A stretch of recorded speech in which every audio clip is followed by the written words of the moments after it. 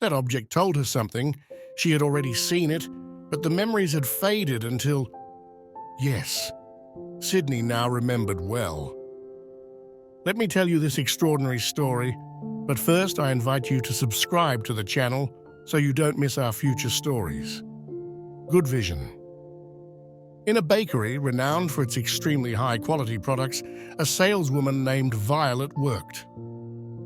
She was a woman with a somewhat harsh character, always dedicated to her work and very quick in serving her many customers. It was a morning like many others when a grandmother approached the bakery. Her clothes were worn and his face marked by time and fatigue. The old lady, with a few coins in her hand, timidly asked for some bread at a more affordable price.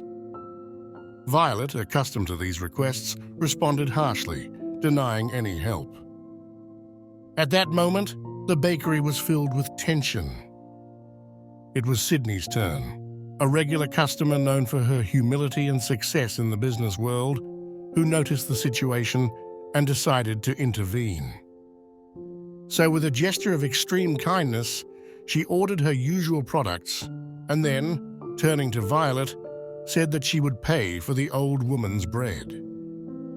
The grandmother, visibly moved and with an almost ashamed manner, thanked the woman. A few days after this meeting, Sydney's heart was pounding as she walked towards the same bakery she trusted. She was determined to face a chapter in her life that had remained unresolved and which had troubled her for over 20 years. That of meeting her mother, Marissa, of whom she had completely lost all contact. In fact, she didn't know if she was still alive. The women had drifted apart due to various misunderstandings and mutual pride. Sydney had left her maternal home as soon as she turned 18, because she felt the urgent need to follow a different path from what her mother had hoped for. Marissa had spent her life working in the small family workshop, a craft shop that had seen generations of women work.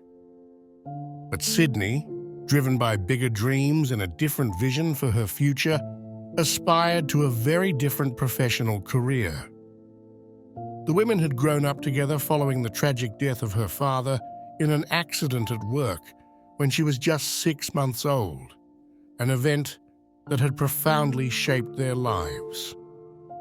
Sydney decided to undertake a university course and then a career in the world of fashion. This was seen by Marissa as a rejection of their roots and traditions, which had led to their physical and emotional separation. Do you think it is correct to pursue professional success even if it causes the loss of family ties? What is your idea in this regard? Sydney felt that staying would mean giving up her dreams and stifling her ambitions, while Marissa interpreted her daughter's departure as an abandonment, a rejection of the family legacy for a world of cold skyscrapers and impersonal offices. And now Sydney was there, driven by a mixture of determination and trepidation. She headed towards the neighborhood of her childhood, where the streets seemed to tell stories of a distant past. Her steps took her in front of the house where she had spent her childhood and adolescence, knocked on the door. The door opened, revealing an elderly figure. It was Marissa, her mother. A little changed, that she doesn't seem like the same woman Sydney had left so many years before. The two women looked at each other, suspended in a silence full of unexpressed emotions. If you like this story, leave a like, it's very precious to us. And don't forget to subscribe to the channel so you don't miss out on future fantastic stories. Sydney entered, and the words began to flow like tears, revealing untold pain and years of separation.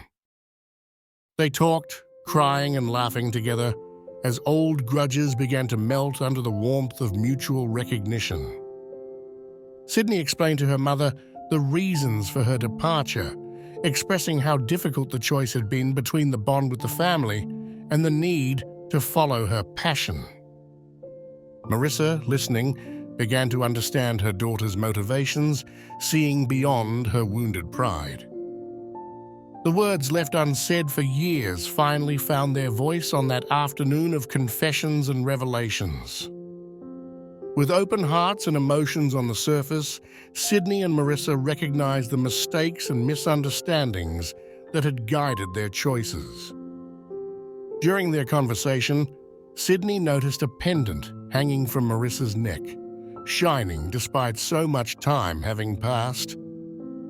That jewel evoked faded memories in her, but initially she couldn't make any associations, but suddenly the memories cleared up in her mind. I saw that pendant. Sydney began to think, yes, I saw it around the poor girl's neck. The memory became completely clear.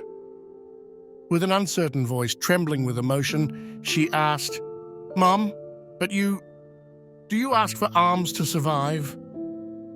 Marissa lowered her gaze, her face crossed by a veil of sadness. In a whisper, she confessed the truth that she had hoped to hide to safeguard her own dignity and that of her family. Then she added that she had failed with the shop, that she had accumulated debts that had forced her to request financing to fix it, but it didn't go well.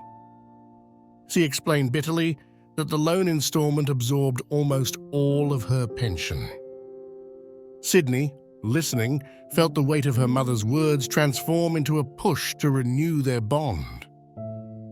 Questions about the past followed one another, with Sydney eager to understand every facet of those lives so painfully intertwined. In that house, between walls full of memories, mother and daughter decided to leave the years of silence behind them. Sydney, deeply affected by her mother's desperate situation, could not bear the idea that she was reduced to begging to survive. Her generosity, driven by unconditional love, and by not wanting to accept such a cruel reality for the person who had brought her into the world, guided her in a big-hearted gesture. She paid off all of Marissa's debts and found her a new home in her own neighborhood within walking distance of her home. This extreme generosity changed Marissa's life and strengthened the bond between women, demonstrating how love and attention can transform lives. Sydney and Marissa's story is a reminder that at the heart of human fragility also lies the extraordinary ability to heal, reconcile, and start over. Would you have acted like Sydney, intervening to help Marissa? Or would you have let her face the consequences of her past choices alone?